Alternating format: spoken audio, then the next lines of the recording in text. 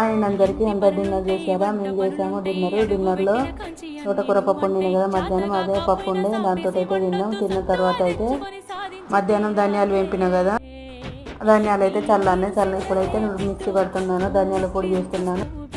ధనియాల పొడి నూరిన తర్వాత మేము తిన్న తర్వాత అన్నం కొంచెం మిగిలింది. ఈరోజు పప్పు తోటకూర వండిన కదా, పిల్లలు వచ్చిన తర్వాత తింటారు మంచిగా అన్నట్టుగా నేను కొన్ని బియ్యం ఎక్కువ పెడితే అన్నం మిగిలింది.